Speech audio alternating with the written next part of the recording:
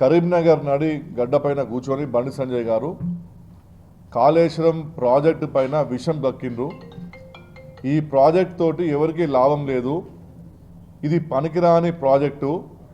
ఈ ప్రాజెక్ట్ ద్వారా అనేక లక్షల రూపాయలు వృధా చేసినారు. ఈ ప్రాజెక్ట్ తోటి రైతులకు ఏమీ లాభం జరగలేదు. అసలు ఈ మొత్తానికే ఈ ప్రాజెక్టు అనవసరమైన ప్రాజెక్టు ఈ తెలంగాణ రాష్ట్రానికి అని చెప్పి వారు ఏదైతే మాట్లాడిందో దాన్ని మేము తీవ్రంగా ఖండిస్తున్నాం. ఎందుకంటే బండి సంజయ్ గారు వారి మాటల్లో మనకు క్లియర్గా ఏమర్థమైందంటే, వారి స్పీచ్లో నాదంతా కూడా మోడీ స్టాండు, నాదంతా అమిత్ షా స్టాండు, నాదంతా నడ్డా స్టాండ్ అన్నారు. ఇవాళ మోడీ స్టాండ్ అంటే తెలంగాణ వ్యతిరేకం. మోడీ స్టాండ్ అంటే తెలంగాణ వెనుకబడుతనానికి డెవలప్ చేసే ఉద్దేశం మోడీకి లేదు. మోడీ స్టాండ్ అంటే తెలంగాణకు మెడికల్ కాలేజీలు ఇవ్వద్దు, నర్సింగ్ కాలేజీలు ఇవ్వద్దు. మోడీ స్టాండ్ అంటే ఇక్కడ జరుగుతున్నటువంటి ప్రాజెక్టులకు ఒక రూపాయి కూడా ఇవ్వద్దు. ఇదంతా కూడా మోడీ స్టాండ్ అంటే చంద్రబాబు నాయుడు స్టాండ్ ఇద్దరిది. నిన్న బండి సంజయ్ గారు మాటల వెనుక చంద్రబాబు నాయుడు గారి హస్తము 100కు 100% ఉన్నది. చంద్రబాబు నాయుడికి సరెండర్ అయిపోయిండు బండి సంజయ్ గారు. 100 కోట్ల రూపాయలు తీసుకొని వారి డైరెక్షన్ పైననే తెలంగాణ ప్రజలను తప్పుదో పట్టించడానికి కోసము ఇవాళ కాళేశ్వరం ప్రాజెక్టు పైన విషం కక్కిండు బండి సంజయ్ గారు. ఎందుకోసం అంటే దానికి కూడా ఆంధ్ర ప్రాంతానికి సంబంధించినటువంటి బనకచెల్ల ప్రాజెక్టుకి 200 టీఎంసీ నీళ్లు పోవాలి కాబట్టి దానికి కేంద్ర ప్రభుత్వం 80,000 కోట్ల రూపాయలు కేటాయించింది. కాబట్టి అది సక్సెస్ఫుల్ చేయడానికి కోసము ఇవాళ మోడీ గారు చంద్రబాబు నాయుడు గారు ఇద్దరు కూడా బండి సంజయ్ గారిని వాడుకొని ఈ యొక్క ప్రాజెక్టు పైన విషం కక్కినారు. దీన్ని తెలంగాణ ప్రజలు తీవ్రంగా ఖండిస్తారు. దీన్ని ప్రతి ఒక్కరు గమనించాలని చెప్పి కూడా నేను కోరుతున్నాను. అసలు కాళేశ్వరం ప్రాజెక్టు గురించి బండి సంజయ్ గారికి అసలు అవగాహన లేదు. ఫస్ట్ థింగ్ ఆయనకు కాళేశ్వరం ప్రాజెక్టు గురించి ఎంతసేపు రైతులకు ఏం జరిగింది, పంట వచ్చిందని మాట్లాడుతున్నారు. కాళేశ్వరం ప్రాజెక్టు అది బహుళ ప్రయోజనాలు పొందేటువంటి ప్రాజెక్టు. ఆ ప్రాజెక్టు ద్వారా సాగునీరు, వ్యవసాయానికి నీరు, ఇండస్ట్రీస్కి నీళ్లు, ఎన్టీపీసీకి నీళ్లు పోయేటువంటి పెద్ద ప్రాజెక్ట్ అది. అంతేకాకుండా ఆ ప్రాజెక్టు కింద అనేకమైనటువంటి కాలువలు, రిజర్వాయర్లు, డ్యాములు ఇవన్నీ ఉన్నాయి. కాళేశ్వరం ప్రాజెక్ట్ అనేది ఒక నీటి ప్రవాహాన్ని అడ్డుకట్టుకొని ఆ నీటిని మనం పైకి తీసుకునే ప్రాజెక్టు కాళేశ్వరం ప్రాజెక్టు. ఇది తెలంగాణ ప్రజలకు ఆశ, ఇది ఒక పెద్ద కళ. 60 సంవత్సరాల నుంచి కేసీఆర్ లాంటి వ్యక్తి ఎవరు ముందుకు రాలేదు. కాంగ్రెస్ పాలన ఏ కాంగ్రెస్ నాయకుడు పరిపాలించిన కాంగ్రెస్ పార్టీ నాయకుడు, టీడీపీ నాయకులు, బీజేపీ నాయకులు ఎవరు కూడా ఈ గోదావరి నీళ్లు మొత్తం సముద్రం కలిసిపోతున్నాయి, దీని అడ్డంగా ఒకటి మనం బ్యారేజ్ కట్టుకొని ఈ నీళ్లు తెలంగాణ సాగుకు వాడుకోవాలని చెప్పి ఉద్దేశం ఎవరికి రాలేదు. అది వచ్చిన వ్యక్తి కేసీఆర్ గారు. ఇవాళ ఆ ప్రాజెక్టు మీద ఇంత విషం కాకుండా ఏందని చెప్పి కూడా మేము బండి సంజయ్ గారిని సీరియస్గా అడుగుతున్నాం. ఆయన రైతు కుటుంబంలో పుట్టలేదు కావచ్చు, ఆయనకు వ్యవసాయం అంటే తెలియదు కావచ్చు బండి సంజయ్ గారికి. ఇవాళ వేదిక మీద మేము అందరం కూడా వ్యవసాయదారుల కుటుంబం నుంచి వచ్చిన వాళ్ళము. ఒకప్పుడు కెనాల్ నుంచి నీళ్లు, మానేరు నుంచి కెనాల్ నుంచి నీళ్లు పోతుంటే ఒక్కొక్క ఊరు దగ్గర కొట్టుకునేటోళ్ళు మా పొలాలకు నీళ్ళు పోవాలి, మా పొలాలకు నీళ్ళు పోవాలని చెప్పేసి అది బంద్ అయిపోయింది. ఇవాళ బండి సంజయ్ గారు మీరు గమనించాలి.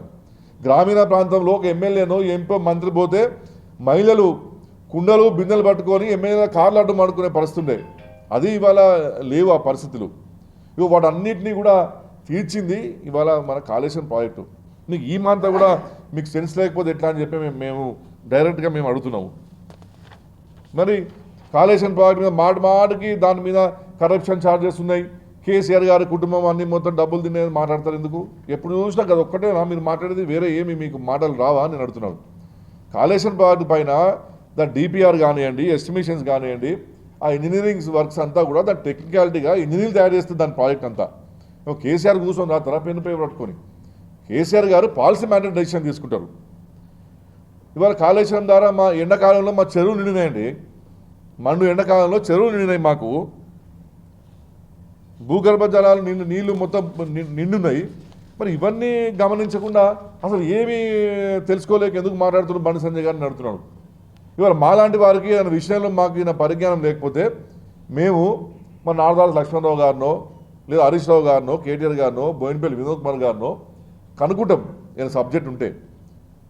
మరి మీకు సబ్జెక్ట్ తెలియనప్పుడు మీ మీ మీ నాయకుడు ఉన్నారు కదా ఈ ప్రాంతానికి సంబంధించిన విద్యాసాగర్ రావు గారు, మాజీ కేంద్ర మంత్రి గారు, ఆయన కాళేశ్వరం పైన వారు అనేకమైనటువంటి ఆర్టికల్స్ రాసిన అన్ని చాలా వివిధ పత్రికల్లో ఎన్నో సందర్భాల్లో వారు వాళ్ళ నీళ్ళ కోసం కొట్లాడినారు.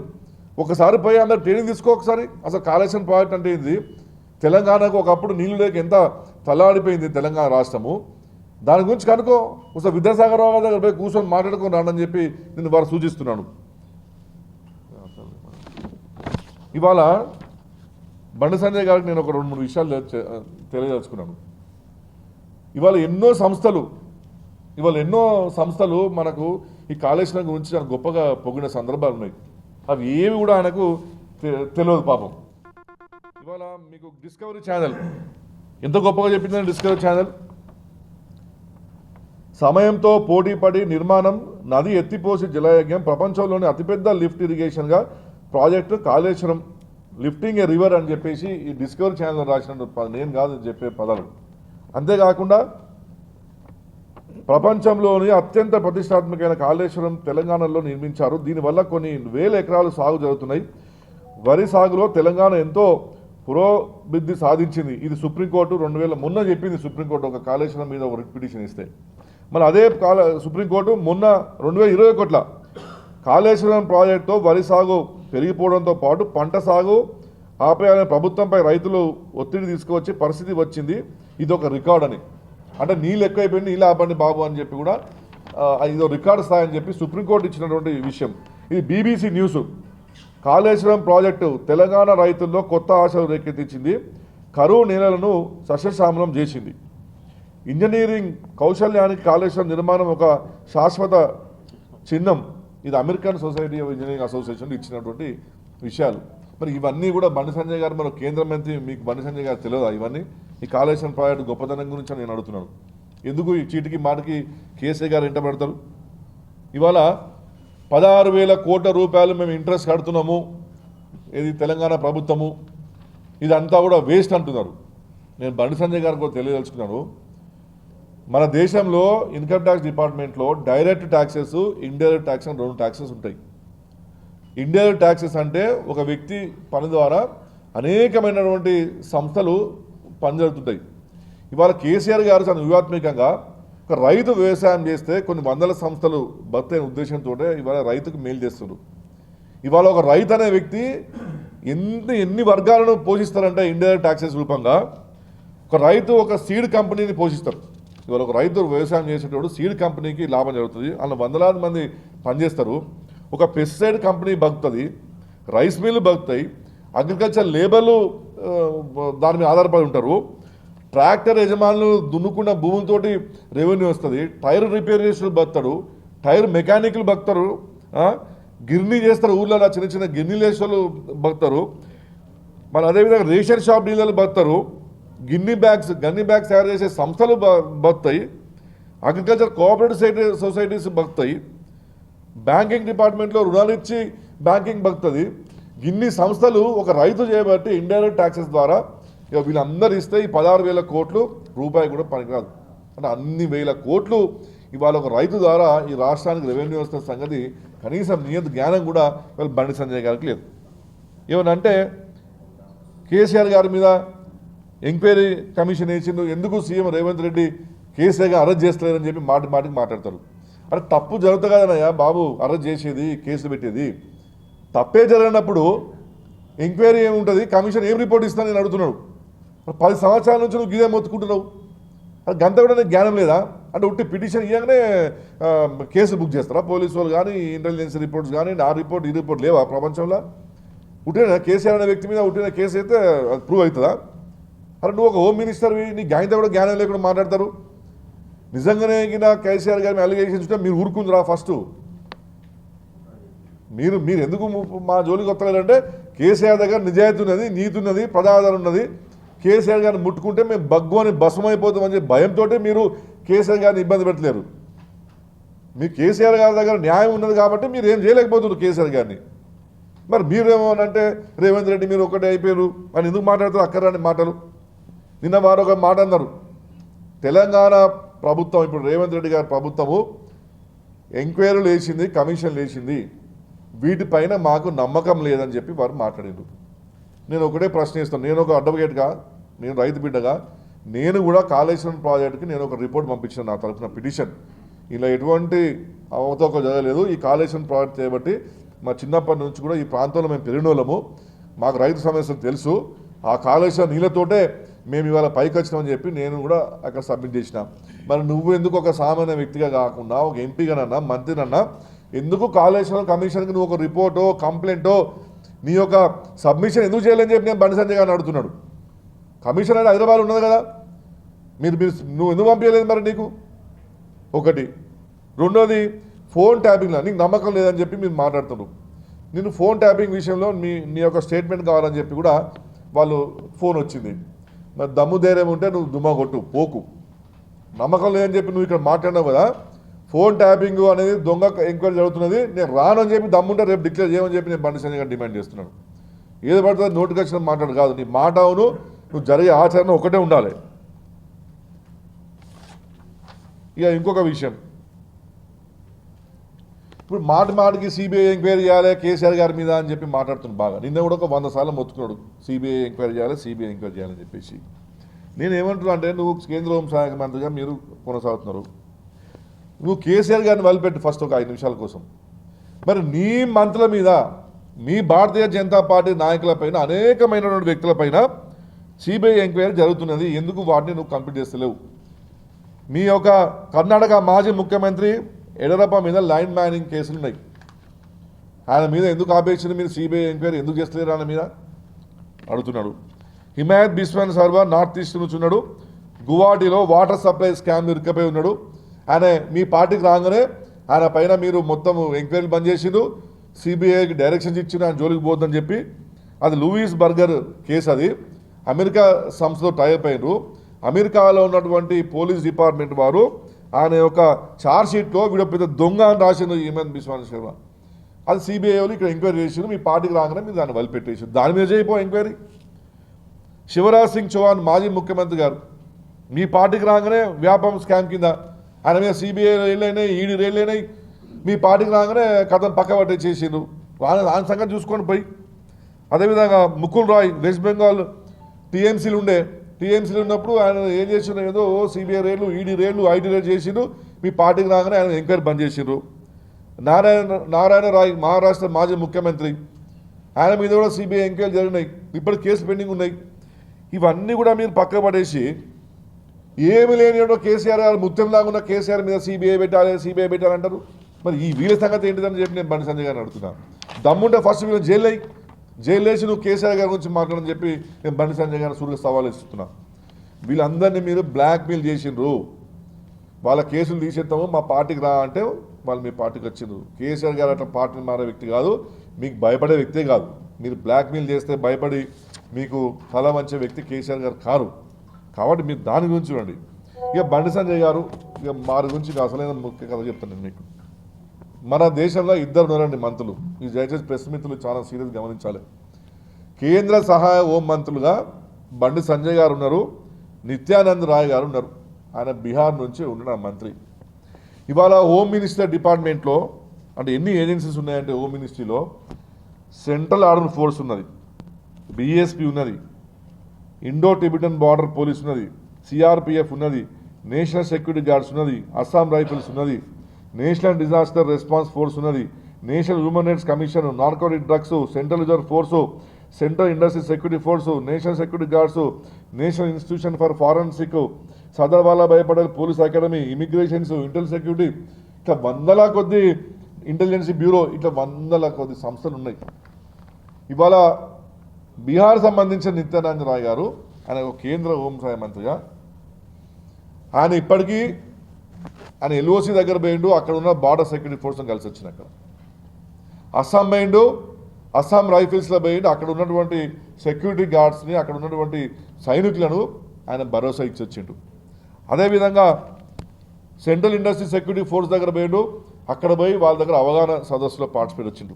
అంతేందుకు మన హైదరాబాద్ ఉన్న సర్దార్ వల్లభాయ్ పటేల్ నేషనల్ అకాడమీలో కొత్తగా ఏర్పడ్డాడు ఐపీఎస్ అధికారుల ట్రైనింగ్ క్లాస్లో ఆయన పాల్గొన్నాడు. సెంట్రల్ ఆర్మ్డ్ ఫోర్సెస్ ఎక్కడుంటే అక్కడ పోయినానే, ఈ రాష్ట్రం అని కాదు, ప్రతి బౌండరీలో పోయి వాళ్ళందరికీ కూడా ఒక ఒక బూస్టప్ ఇచ్చొచ్చింది, మేము ఉన్నాం నీ వెంట, మీరు పనిచేయండి అని చెప్పేసి. మీరు ఇవాళ యూట్యూబ్లో కింద కొడితే నిత్యానంద్ రాయ్ అని కొడితే నేను చెప్పిన అంశాలన్నీ వస్తాయి. దయచేసి నేను చెప్పింది కాదు నేను ఈ విషయాలు. ఇక మీరు బండి సంజయ్ గారి గురించి కొట్టండి యూట్యూబ్లో ఎక్కడ అంతే. ఏమైనా ఉంటే కేసీఆర్ గారిని అరెస్ట్ చేయండి, కేసీఆర్ గారిని సిబిఐ ఎంక్వైరీ చేయండి. రేవంత్ రెడ్డి కేసీఆర్ కుమ్ముక్కి అయిపోయినరు తప్పించి మరి ఇన్ని డిపార్ట్మెంట్ ఉన్నాయి, ఈ 12-18 ఏజెన్సీస్ ఉన్నాయి నీ డిపార్ట్మెంట్లో. నీ మొహానికి ఎన్నడనా ఒక్క సైనికుని ఇంటిపై కలిసి వచ్చినావా? ఈ గత 2 సంవత్సరాల నుంచి దగ్గర 550 మంది ఆర్మీడ్ ఫోర్స్ చచ్చిపోయినండి ఇవాళ ఈ దేశంలో మన రక్షణ కోసం. ఒక్క ఇంటికైనా వేయించిన బండి సంజయ్ అని అడుగుతున్నాను. ఎంతసేపు కర్మేళ గిరిగిరి కొట్టుకుంటా నరేంద్ర మోడీ నేను తీసుకుపోయి చెల్లేసి ఈత కొట్టుకొని ఇంత దేశాన్ని పనిచేయంటే నువ్వు ఈ కర్మేర్ బాగా ఈత కొట్టుకుంటే కానీ నీకు ఎంతసేపు కేటీఆర్ ఇదానే నువ్వు చేయాల్సిన పని కర్మేర్కి. దీన్ని తెలుసా అంటున్నారు బండి సంజయ్ గారికి. ఇన్ని డిపార్ట్మెంట్లు నీకున్నాయి, ఇన్ని ఏజెన్సీస్ నీకున్నాయి, ఈ ఏజెన్సీలో నువ్వు పోయి పని చేయాలి, నువ్వు వీళ్ళని విజిట్ చేయాలి అనే ఒక సోయి బండి సంజయ్ గారికి ఉన్నదా అని చెప్పి నేను చాలా సాఫ్గా అడుగుతున్నాను వాళ్ళు బండి సంజయ్ గారిని. ఒక్క రోజైనా మీరు బండి సంజయ్ గారి ప్రెస్ మీట్లల్లా ఇగో నేను నా డిపార్ట్మెంట్ సంబంధించిన ఈ అంశాలపై నేను పనిచేసిన, ఇగో ఇది నా పనితీరు అని ఎన్నడన్నా మీరు విన్నారా సార్? అదే అడుగుతున్నాను ప్రెస్ మీట్లను. తిట్టుడు తప్పించి ఆయనకు వచ్చింది ఏదంటే ఏది లేదు. ఇది మన కేంద్ర హోంమంత్రి గారి పరిస్థితి. మీరు ఏదైనా చూడండి. ఇవాళ ఇంకోటి మొన్న బంగ్లాదేశ్లో హిందువుల మీద అటాక్ జరిగితే బంగ్లాదేశ్లో పోవాలి మొత్తం మంది ఈ నుంచి ఇండియా కర్మేలో కూర్చొని వాళ్ళ బంగ్లాదేశ్లో అక్రమాలు జరుగుతున్నాయి, హిందువుల మీద అటాక్ జరుగుతున్నది, ఏమైనా యాక్షన్ ఉన్నదా అండి? బంగ్లాదేశ్ ఎంబసీని పిలిచి మీటింగ్ పెట్టి మా హిందువుల మీద అన్యాయం జరగదని బండి సంజయ్ స్టేట్మెంట్ ఇచ్చిందా? ఇవాళ అడుగుతున్నాడు. ఇవాళ వెస్ట్ బెంగాల్లో రోజు కొన్ని వందలాది మంది బంగ్లాదేశ్ నుంచి ఇమిగ్రేషన్ అవుతున్నారు. ఆ ఇమిగ్రేషన్ డిపార్ట్మెంట్ నీ పరిధిలో ఉన్న నీ ఏజెన్సీలా, మరి ఎందుకు యాక్షన్ తీసుకుంటలేవు? పోయి కూర్చోపో వెస్ట్ బెంగాల్లో, ఆపో. బంగ్లాదేశ్ వచ్చే వలసదారులు ఆపే శక్తి నీకున్నదా? ఈడ కూర్చొని కేసీఆర్ కాళేశ్వరం గురించి మాట్లాడుతూ సిగ్గు లేకుండా అని నేను అడుగుతున్నాను. ఇన్ని సమస్యలు పెట్టుకొని దేశం నిండా ఇక ఏమనంటే కేసీఆర్ మరి కేసీఆర్ అంటే అంత భయం ఎందుకు నీకని నేను అడుగుతున్నాడు. ఇవాళ బాగా నిన్న ఇంకొక మాట మాట్లాడుతున్నాడు. కేసీఆర్ అంటే పెద్ద నియంత అని మాట్లాడిండు. నువ్వు కేసీఆర్ నియంత గురించి కేసీఆర్ గారిని మాట్లాడే శక్తి అంత గొప్ప వ్యక్తి నువ్వు కాదు. ఇవాళ నేను అడుగుతున్నాను, ఇవాళ దేశంలో నరేంద్ర మోడీ అంత గొప్ప నియంత ఉన్నాడు అన్నాడన్నా నియంత? ఇవాళ మీ నాయకుడు నియంత. ఇవాళ ఎల్కే అద్వానీ గారి పరిస్థితి ఏమైంది పాపం? ఆయన కనీసం ఆయన చూద్దాం నమస్కారం పెట్టలేని హీనమైన సంస్కృతి నీది. మురళీ మనోహర్ జోషి గారి పరిస్థితి ఏం చేసింది మీరు పాపం? వెంకయ్యనాయుడు తీసుకుపోయి వైస్ ప్రెసిడెంట్ చేసి డమ్మింగ్ చేసి పడేసిండ్రు. జస్వంత్ సింగ్ టికెట్ ఇవ్వకుండా పాపం ఆయన అవమానపరిచిండ్రు. సుజాతా సింగ్ని మెల్లమెల్లగా తప్పించేసి పార్టీ నుంచి బయటకు పంపించేసిండ్రు. జయశంకర్ తెలివాళ్ళు జయశంకర్ గారు కేంద్ర మంత్రిగా పనిచేసిండ్రు, ఆయనను పక్క పడేసిండ్రు. అరుణ్ జైట్లీని పాపం ఆయనను చాలా తీవ్ర స్థాయిలో హింసించిన ఆయనను. శంకర్ సింగ్ వగేలా ఒక తెలుగుల బీజేపీ నాయకుడు, ఆయనను పక్క పడేసిండ్రు. జగదీష్ శెట్టిని పక్క పడేసిండ్రు. వీళ్ళందరినీ పక్క పట్టేసింది ఎవరండి? మీ నియంత్రణ నాయకత్వం కాదా? మీ మోడీ గారు కాదా వీళ్ళందరినీ పక్క పడేసింది? అంటే ప్రజలు గమనిస్తలేరు అనుకుంటారా? బండి సంజయ్ గారు మీ మాటలన్నీ చూస్తలేరు అనుకుంటారా? మరి నీ సంగతి ఏంది కర్మేర్ పార్లమెంట్లో? కర్మేర్ పార్లమెంట్లో నీ పరిస్థితి ఏందని అడుగుతున్నా. నువ్వు నియంత కాదా ఈ పార్లమెంట్లో? ఎవడనో ఒకరు సెకండ్ లీడర్షిప్ని నువ్వు డెవలప్ చేసినావా ఈ కర్మేర్ పార్లమెంట్లో భారతీయ జనతా పార్టీ నుంచి నేను అడుగుతున్నాను. ఇవాళ నీ గురువు గారు సుగుణాకర్ రావు ఏమైంది పాపం? Senior most Bharatiya Janata party నాయకుడు సుగుణాకర్ రావు అని పక్క పడేసినావు. హరికుమార్ గౌడ్ గారు నాకు తెలిసినప్పటి నుంచి ఆయన పాపం ఈ టౌన్ అధ్యక్షుడు కొనసాగాడు, ఆయన నా పతా లేకుండా చేసి పడేసినావు. అంజనేయులు గారు అడ్వకేట్ గారు నీ సొంత మేనమామ గారు అని చెప్పి నాకు ఎవరు మిత్రులు ఇవాళ, ఆయన పెద్ద బీజేపీ ఫాలోవర్, ఆయన లాపతా లేకుండా పోయిండు. ఇవాళ రామకృష్ణారెడ్డి గారు మాజీ ఎమ్మెల్యే గారు, ఆయన పదవి లేకుండా మొత్తం పొద్దున లేచి ఇంత పదవి తిరుగుతున్నారు, ఆయన పక్క పడేసినావు. మీస అర్జున్ రావు గారిని పక్క పడేసినావు, సురేందర్ రెడ్డి గారిని పక్క పడేసినావు, మా బాస సత్యనారాయణ గారు మా సీనియర్ అడ్వకేట్ గారు వారిని పక్క పడేసినావు. నువ్వు నియంతలాగా వండుకుంటా అని పార్లమెంట్ చేయాలి. నువ్వు కేసీఆర్ గారు నియంత అంత శక్తి నీకున్నదా? నేను తెలివిని మాట్లాడుతున్నా తెలివి లేక మాట్లాడుతున్నా అని అడుగుతున్నాను బండి సంజయ్ గారిని. చెప్పాల్సిన జవాబు. నీ బీజేపీ వాళ్ళే మాకు ఫోన్ చేస్తారు, ఇక బాగా తిట్టమా బండి సంజయ్ అని అంటున్నారు. నాకు బూతులు రావాలని నేను తిట్టలేకపోతున్నాను. ఈ చూసినాక ఎంతోమంది ఫోన్ చేస్తారు నాకు బీజేపీ నాయకులు, మంచిగా అన్నామన్నా మా నాయకుని కనీసం మా సెకండ్ కేటగిరీని కూడా మనం పికప్ చేస్తున్నారని.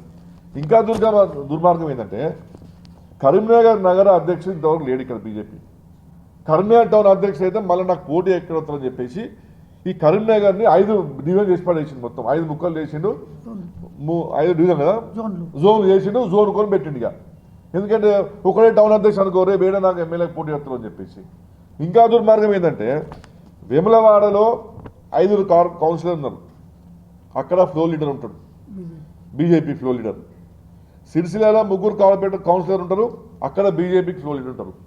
కరీంనగర్ 13 మంది కార్పొరేటర్లు ఉంటారు, ఇవాళ ఇక్కడ ఫ్లో లీడర్ ఉన్నాడు. అంటే ఏ ఒక్క నాయకుడిని కూడా నువ్వు ఎదగనీయకుండా ఇక నేను ఒక్కని ఉండాలి ఇక్కడ, ఇక నేను తప్పించి బీజేపీకి ఎవరు అడ్రస్ ఉండద్దు అని నువ్వు తొక్కుండా పోతుంటే చూస్తారు అనుకుంటారా మీ మీ మీ నాయకులను నేను అడుగుతున్నాను. ఇది ఇంకా దుర్మార్గమైన మాట. కేసీఆర్ గారికి కాలు ఎరిగిన సంగతి మొత్తం దేశం అంతా తెలుసు. ఆయన ఎండాకాలంలో ఎండకు బయటకు పోతే ఎవరైనా కానీ మనం కూడా టోపీ పెట్టుకుంటాం. నేను ఎంత ఘోరంగా మాట్లాడుతున్నాను మా నాయకులతో. కేసీఆర్ గారు టోపీ, కేసీఆర్ కట్టే అని. ఇవాళ నువ్వు ప్రజాసంఘం యాత్ర పోతుంటే నీ కాలు నొప్పి కాలేదు నీకు? పెద్ద టీవీలకు ఫోన్ తెచ్చుకుంటా, నీ కాళ్ళు తెచ్చుకుంటూ నీకోసం ఫిజియోథెరపిస్ట్ వచ్చుడు, పక్కన ఉన్నటువంటి వ్యక్తితో చేయబట్టుకుని నడుచుకుంటూ పోలేదా? నువ్వు దేవుడు నీకు ఐరన్ లెగ్లు ఇచ్చినా దెబ్బ తాకదని చెప్పి సిగ్గుండాలే. ఒక కేసీఆర్ లాంటి పెద్ద మనిషికి దెబ్బ దాకా ఆయన కట్టబట్టుకుంటూ పోతుంటే టోపీ పెట్టుకున్నాడు, కట్టె పట్టుకున్నాడు అని చెప్పి మాట్లాడతాడు బండి సంజయ్ గారు. జాగ్రత్తగా ఉండండి నేను చెప్తున్నా బండి సంజయ్ గారికి. మళ్ళీ అదేవిధంగా హైదరాబాద్ లంగరోజులో నీకు దెబ్బ తాకింది ఒకసారి, నీకు పట్టలేసింది కాలుకి. మరి ఏంది నువ్వు కుండుకుంటూ పోలేదా? నువ్వు కట్టె పట్టుకోకుండా నీ పక్కన ఉన్నటువంటి సహకారం తీసుకోలేదా? ఇదేనా మీ పద్ధతి? ఇదేనా నీ సంస్కారం? నీకు 2-3 సార్లు హార్ట్ స్ట్రోక్ వచ్చిందని చెప్తారు అందరూ. సరే నిజం హార్ట్ స్ట్రోక్ దొంగ హార్ట్ స్ట్రోక్ నాకు తెలియదు, అంత సంస్కారం ఇన్ను కాదు. మరి హాస్పిటల్లోకి పోయినావా లేదా? నీకు ఏమైనా గుండె ఐరన్ గుండె ఇచ్చినా నీకు దేవుడు ఏమన్నా? అరే హెల్త్ బాగాలేకపోతే కట్టె పట్టుకుంటారు, ఎండాకాలం బయటకు పోతే టోపీ పెట్టుకుంటారు. ఇవాళ మా కేసీఆర్ గారికి ఒక్క నిమిషం, మా కేసీఆర్ గారు పెట్టేది ఒకటే టాపిక్ ఇది. మా కేసీఆర్ గారు ఏ మీటింగ్ పోనీయండి, మీరు యూట్యూబ్లో 100 వెతకండి, మా కేసీఆర్ గారు పెట్టుకున్నది ఇది ఒక్కటే టోపిక్. ఏ చూసినా మా కేసీఆర్ గారు ఒకటే టోపీ పెట్టుకుంటారు. ఇది ఇక మరి మీ బండి సంజయ్ మీ మీ నరేంద్ర మోడీ ఎన్ని టోపీలు పెడతారండి? ఇక పట్టుకున్నాను అందరూ ఒక్కొక్క టోపీ. ఇక గిన్ని టోపీలా బండి సంజయ్ గారు పెట్టేది? ఏది మీ మీ నరేంద్ర మోడీ అంటే ఊరికో టోపీ పెడతారా? ఇది ఊరికో టోపీ ఉంటుందా అంటే ఎవడన్నా? ఎవరు డ్రామాలు చేసేది ఎవరు? ఇంకోటి అన్నది ఇప్పుడు డ్రామాలు చేసేది ఈ దొంగ టోపీలు, దొంగ నాటకాలు, 7 టోపీలు పెట్టుకొని పిట్టల దేశాలు వేసేది మీ నరేంద్ర మోడీయా మా కేసీఆర్ గారా? ఇగో మా కేసీఆర్ గారి టోపీ ఒకటే, గిది మా కేసీఆర్ టోపీ. ఇక అది కూడా ఆయన ఫామ్లు ఉంటే పెట్టుకుంటాడు. నువ్వు టోపీలను కూడా పట్టుకొని మా కేసీఆర్ గారిని విమర్శిస్తే మేము ఊరుకుంటాం అనుకుంటారా? బండి సంజయ్ గారు చేతులకు మేము ఉన్న దద్దమ్మలు అనుకుంటురా? మేము పనికిరాను అనుకుంటురా? జాగ్రత్త మాట్లాడండి. కేసీఆర్ గారి వయసు 70 సంవత్సరాలు, నీ వయసు 50 సంవత్సరాలు.